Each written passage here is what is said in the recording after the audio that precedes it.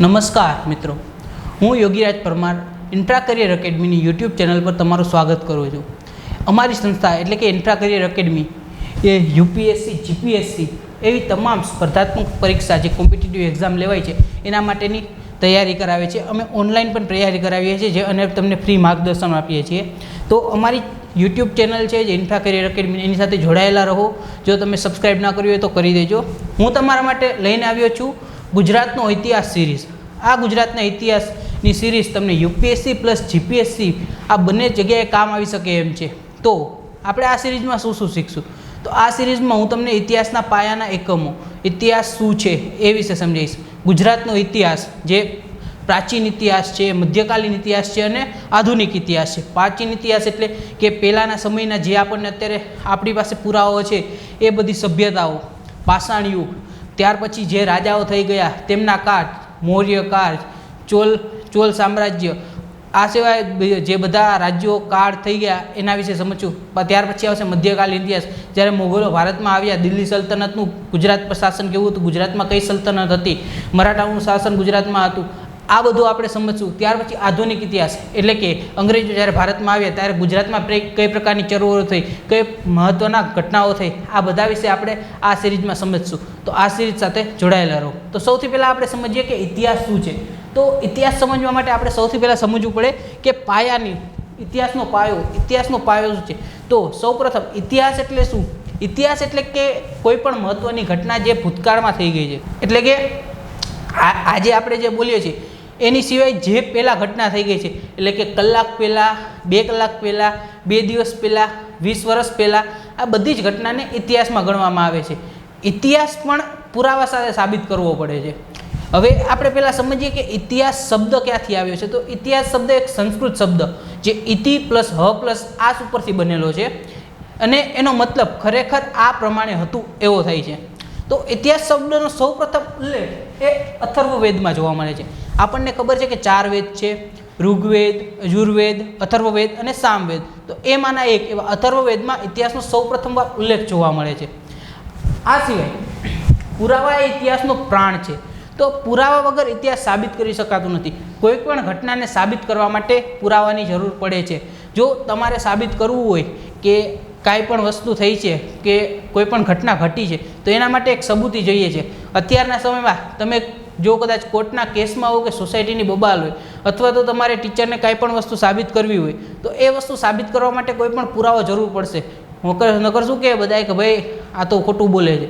તો સાચું સાબિત કરવા માટે શું કરવું પડે? તો કે પુરાવો જોઈએ. હવે આવા પુરાવો આપણને મળે કેવી રીતે મળે? કે ભાઈ ખોદકામ કરો, ક્યાંકથી ક્યાંક લખેલું હોય, આવું બધું મળે તો આપણને સાબિત કરી કે ભાઈ હા આ વસ્તુ હતી.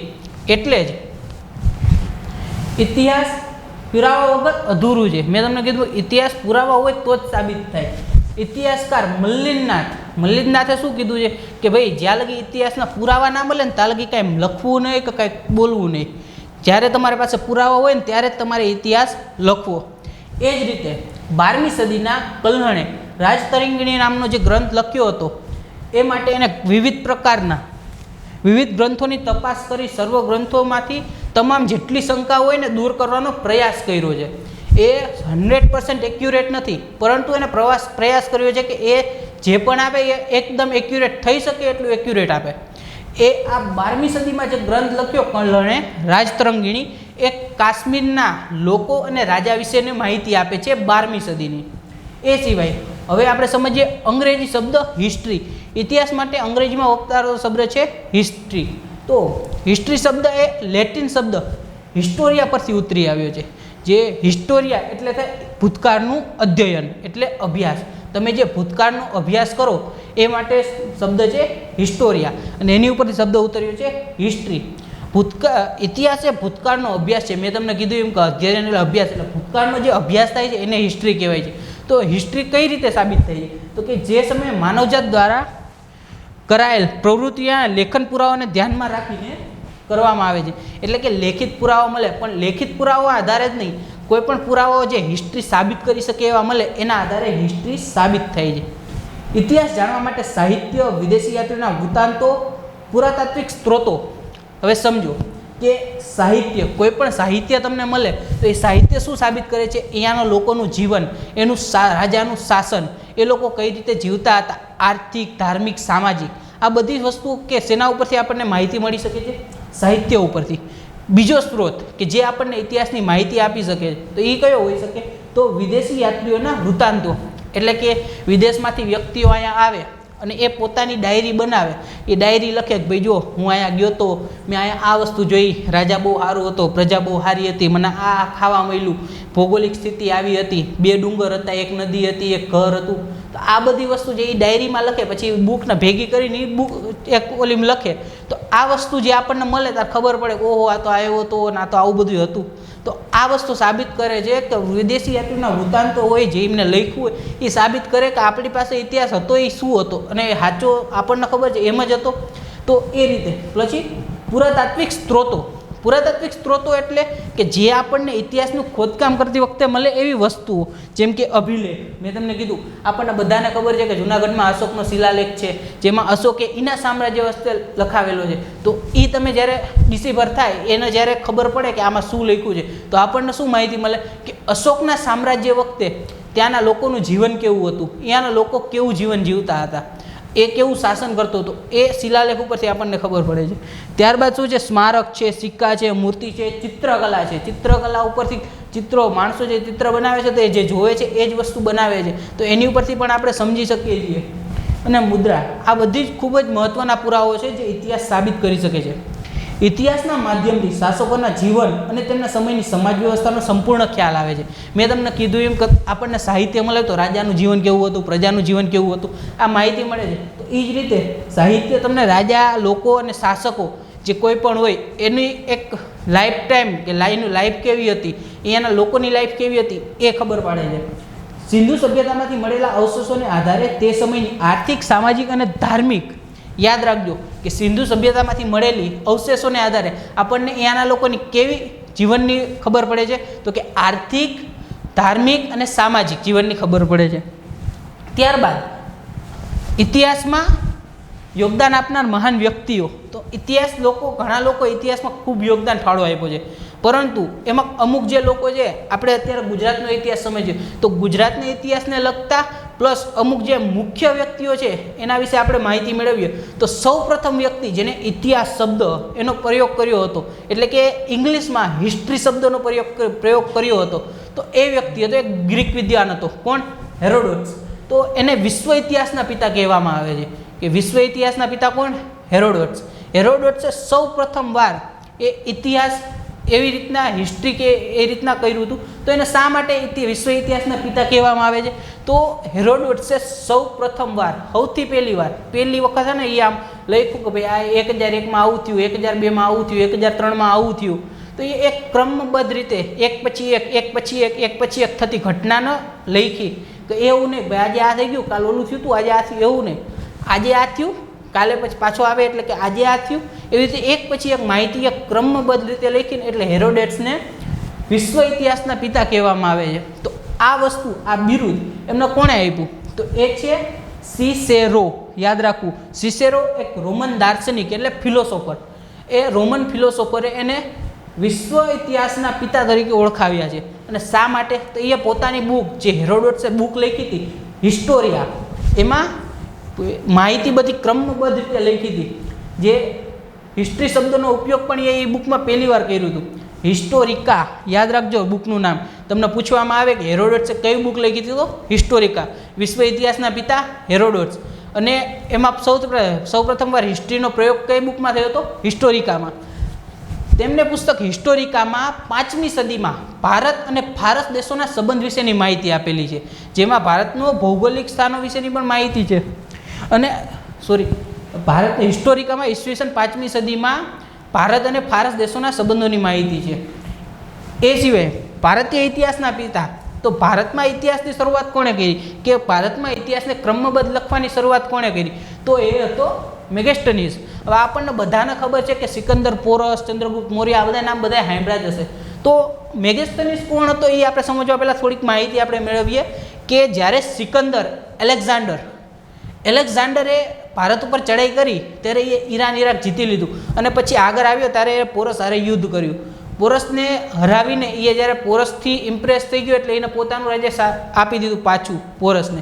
પછી એલેક્ઝાન્ડરનો પુત્ર હતો સેલ્યુકસ નેક્ટર, યાદ રાખવું.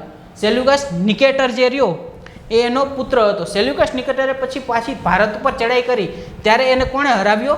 ચંદ્રગુપ્ત મૌર્યએ.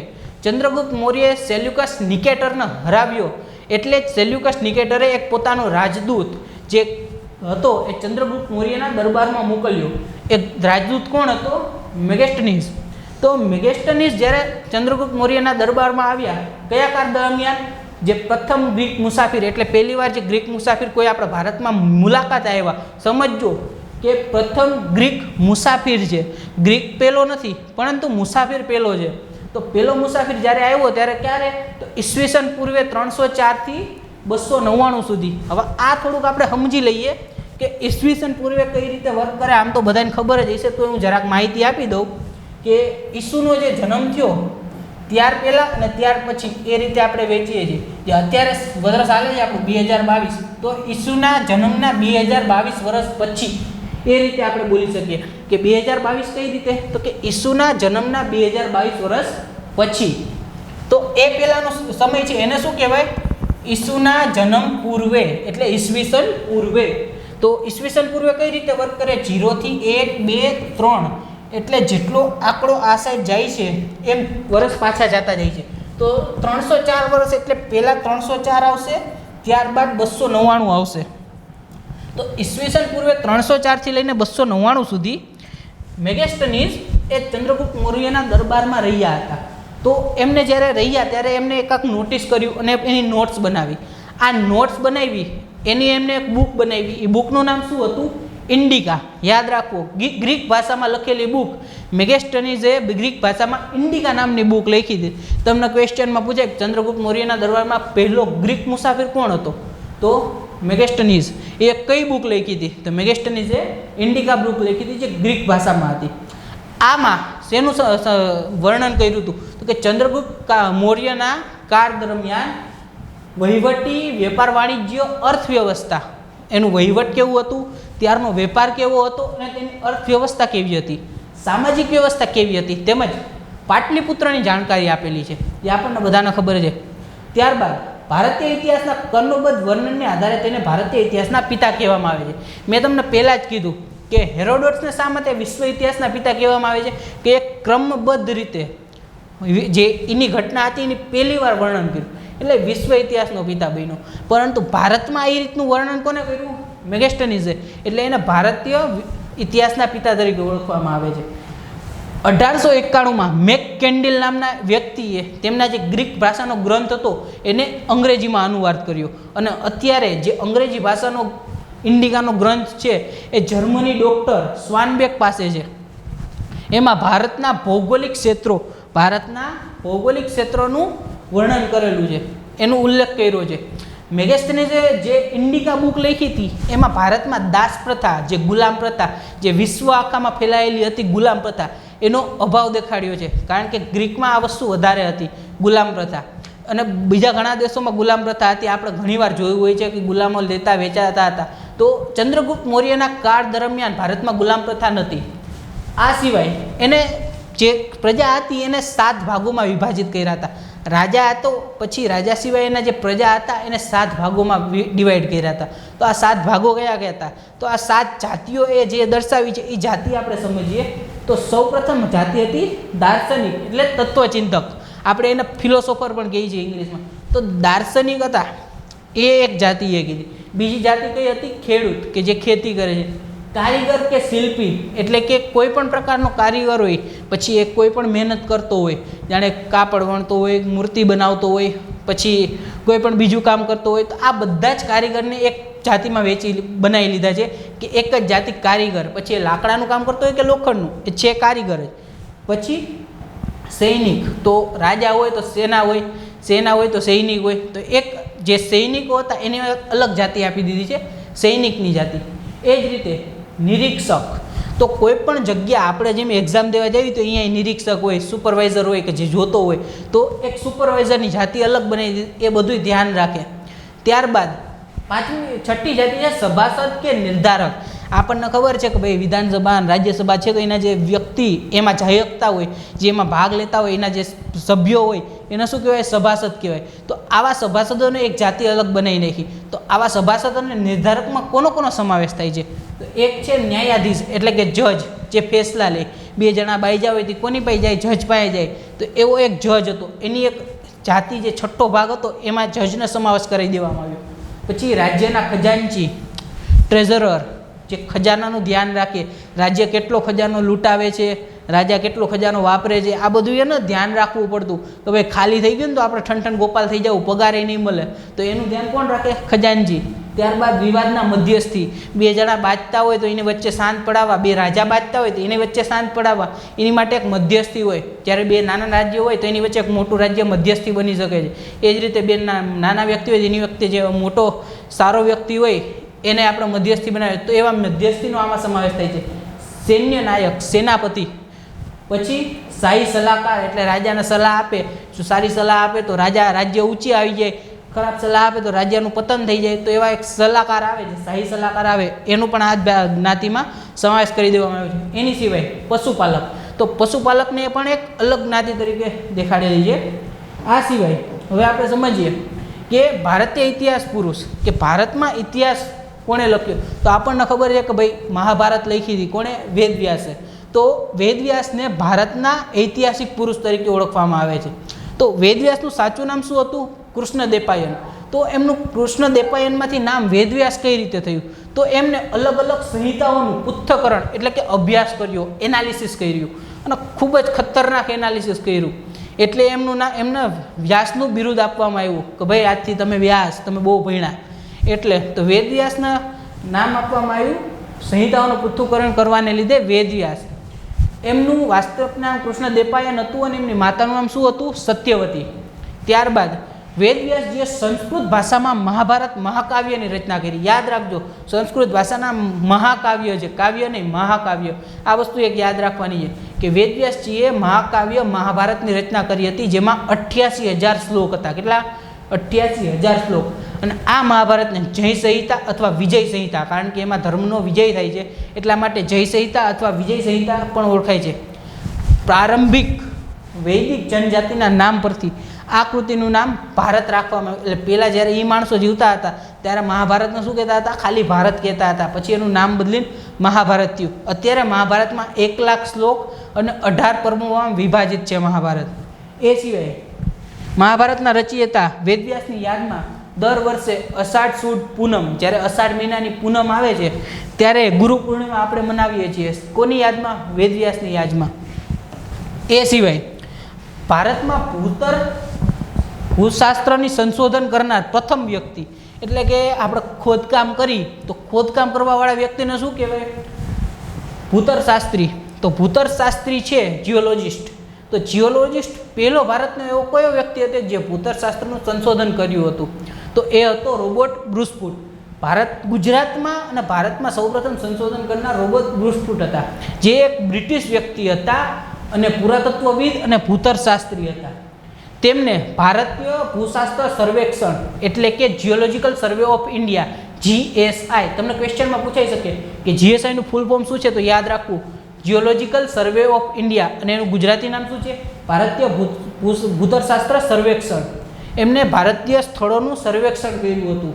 એમને 1863માં મદ્રાસના પલ્લવરમ ખાતેથી, ક્યાંથી? પલ્લવરમ. તમને પૂછવામાં આવે કે એમને સૌપ્રથમ આપણને હાથ કુહાડી શું મળ્યું હતું? કે મદ્રાસના પલ્લવરમ ખાતે સૌપ્રથમ પાષાણકાળની, પાષાણકાળ એટલે પથ્થરોનો યુગ, જ્યારે પથ્થરો, માણસો થોડાક જ વિકસિત થયા હતા અને ધાતુનો એનો હજી એમનો ઉપયોગ નહોતો આવડતું, ત્યારે એ લોકો પથ્થરનો ઉપયોગ કરતા હતા. તો એ કાળ દરમિયાન એટલે કે પાષાણકાળ દરમિયાન હાથ કુહાડી શોધી કાઢી હતી. હવે આમાં એક શબ્દ છે પ્રાગૈતિહાસિક કાળની, પ્રાગૈતિહાસિક કાળની પથ્થરની હાથ કુહાડી. તો હું તમને થોડુંક એના વિશે કહું તો પહેલાં એક આપણે ક્વેશ્ચન જોઈ લો કે તમને પૂછાઈ શકે કે 1863માં મદ્રાસના પલ્લવરમ ખાતેથી સૌપ્રથમ પાષાણકાળની હાથ કુહાડી કોણે શોધી હતી? તો રોબર્ટ બ્રુસફૂટે. ક્યારે શોધી હતી? 1863માં. ક્યાંથી? મદ્રાસના પલ્લવરમથી. હવે હું તમને કાળ વિશે સમજાવું કે આપણે ઇતિહાસને કઈ રીતે વિભાજિત કરેલો છે. તો ઇતિહાસ એ 3 ભાગમાં વિભાજિત છે. ઇતિહાસ પછી 3 કાળ છે કે ભાઈ પહેલું તો છે જે આ લખ્યું જ છે પ્રાગ ઐતિહાસિક કાળ, એટલે આપણે લખીએ પ્રાગ ઐતિહાસિક કાળ. બાકી છે આદ્ય ઐતિહાસિક કાળ અને ત્રીજું છે આધુનિક ઇતિહાસ. હવે આ 3 ભાગ છે ને 3. તો પ્રાગ ઐતિહાસિક કાળ એટલે શું છે? તો પ્રાગ ઐતિહાસિક કાળ એટલે એવો કાળ કે જે દરમિયાન ભાષાની શોધ નથી થઈ, મતલબ લખાણની શોધ નથી થઈ. એ લોકો કોઈ જાતની લખાણનું સમજતા નહોતા. આ એવો સમય હતો કે જે કોઈ ભાષા જ નથી, એ માણસો કઈ રીતે રહેતા હતા એ બધું આપણે સમજવું હોય તો એના માટે એના ગુફા ચિત્રો છે એ ગુફામાં રહેતા હતા, અથવા એ સમયની જે વસ્તુઓ મળે એની ઉપરથી જ આપણે સમજી શકીએ છીએ. એનું કોઈ લખાણ આપણને મળતું નથી. ત્યારબાદ બીજો ભાગ પડે છે આદ્ય ઐતિહાસિક યુગ. તો આદ્ય ઐતિહાસિક યુગ એટલે શું છે કે આદ્ય ઐતિહાસિક યુગ એટલે એવો શોધ જેમાં માણસોએ ભાષાની શોધ કરી હતી, લિપિની શોધ કરી હતી, માણસો લખી શકતા હતા, પરંતુ એ શું લખ્યું છે ને હજી આપણને નથી ખબર. તો એ વસ્તુ હજી શોધ થાય છે કે આ શું લખ્યું છે, પરંતુ હજી આપણે નથી સમજી શક્યા. તો એ વસ્તુ કેવા સમાવેશ થઈ છે? આદ્ય ઐતિહાસિક કાળમાં. અને ત્રીજો આધુનિક ઇતિહાસ. આધુનિક ઇતિહાસ એટલે એવો સમય કે જ્યારે કોઈ પણ ઘટના ઘટે છે એને લખવામાં આવે છે અને એ લખેલી વસ્તુ આપણે સમજી શકીએ છીએ. મતલબ જે લિપિની શોધાઈ થઈ ગઈ છે ને એ લિપિ આપણે સમજી શકીએ છીએ. તો એનો સમાવેશ કેમાં થશે? આધુનિક ઇતિહાસમાં.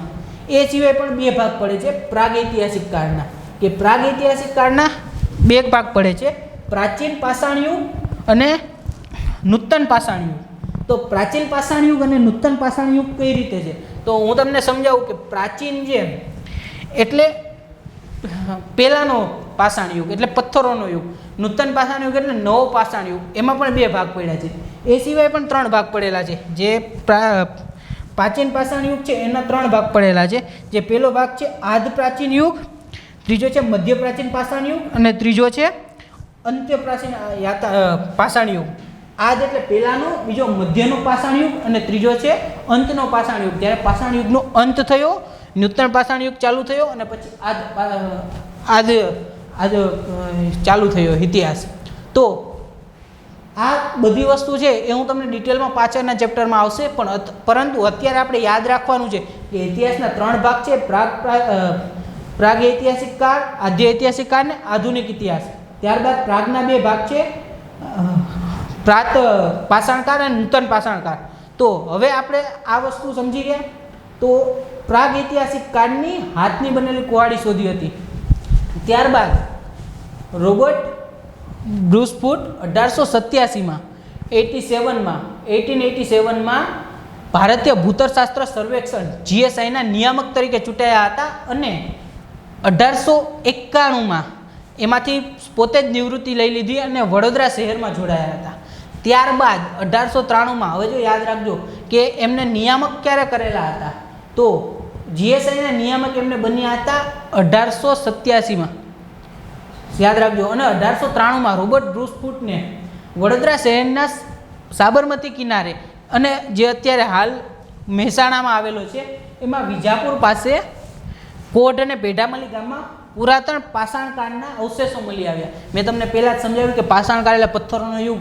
તો ગુજરાતમાં પાષાણકાળમાં જીવન હતું એના અવશેષો એમને 1893માં સાબરમતીના કિનારે મહેસાણા જિલ્લામાં અત્યારે જે કોટ અને પેઢામલી ગામમાં છે અહીંયાથી મળ્યા હતા. એ સિવાય પુરાતત્વ સ્થળ લંગાજણ મહેસાણાનું સૌ પ્રથમ સંશોધન એમને લંગાજણ, જે મહેસાણા જિલ્લાનું લંગાજણ ગામ છે એમાં સૌ પ્રથમ સંશોધન કર્યું હતું અંધારિયા ટીંબા ખાતે.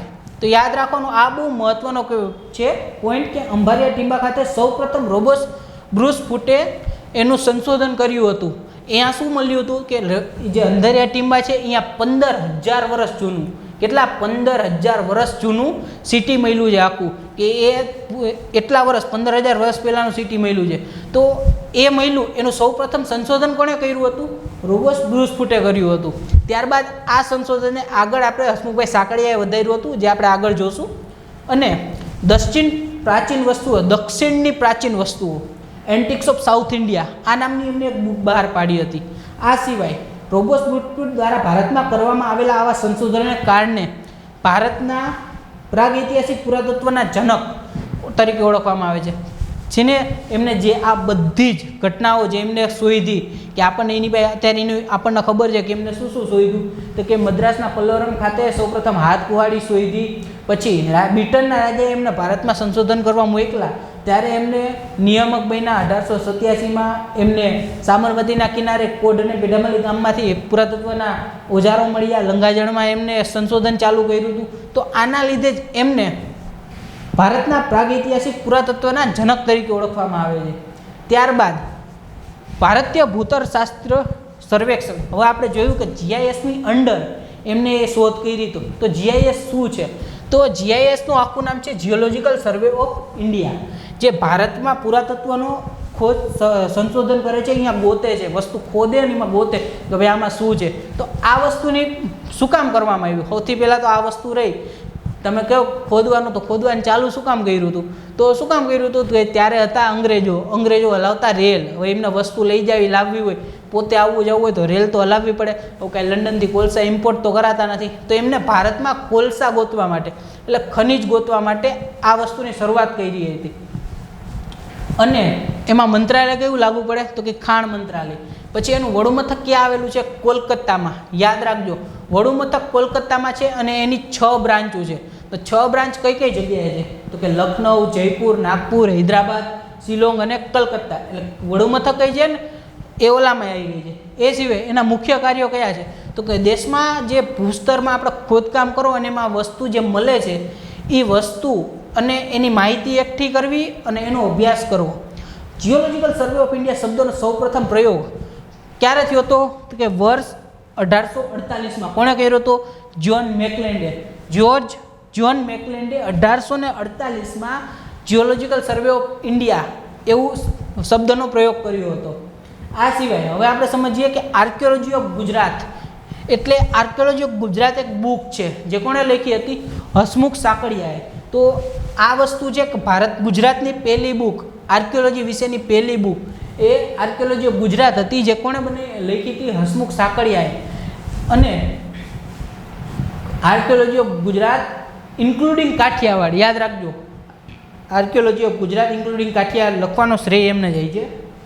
આ સિવાય એમને 12 જગ્યાએ ગુજરાતની 12 જગ્યાએ એમને છે ને ખોદકામ કર્યું હતું અને અહીંયા જોયું હતું કાંઈ મળે છે કે નહીં. એ સિવાય એમને 12 પુસ્તકો પણ લખેલા છે કે આર્કિયોલોજી ઓફ ગુજરાત તો એમનું પહેલું પુસ્તક હતું, કે એમને પહેલું ગુજરાતનું પુસ્તક. એ સિવાય એમને 12 પુસ્તકો લખ્યા હતા.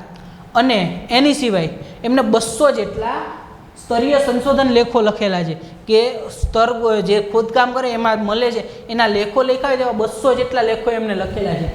આ સિવાય પણ Born of archaeology and autobiography નામની પોતાની આત્મકથા લખી હતી, જે ગુજરાતીમાં પુરાતત્વના ચરણે નામથી પ્રસિદ્ધ છે. આ સિવાય ભારતીય પુરાતત્વ શાસ્ત્રી ડૉક્ટર હસમુખ સાકળિયાએ પુરાતત્વ સ્થળ લંગાજણની શોધને આગળ ધપાવી હતી. મેં તમને પહેલાં જ કીધું કે રોબર્ટ બ્રુસફૂટે લંગાજણ પાસે શોધખોળ ચાલુ કરી હતી, પણ એને આગળ કોણે વધારી હતી? હસમુખ સાકળિયાએ. તેમને વર્ષ 1966માં રણજીતરામ સુવર્ણચંદ્રક પ્રાપ્ત થયો હતો. કયા વર્ષમાં? 1966માં. તો હવે વધુ માહિતી આવતા ભાગમાં. તો ત્યાં સુધી અમારી ચેનલ લાઇક, શેર અને સબસ્ક્રાઈબ કરો, બેલ નોટિફિકેશન ભૂલતા નહીં, જેથી અમારો સૌથી પહેલો વિડીયો, જે આગલો વિડીયો છે, સૌથી પહેલાં તમને મળે. તો મળતા રહીશું. Thank you. જય હિન્દ, જય ભારત.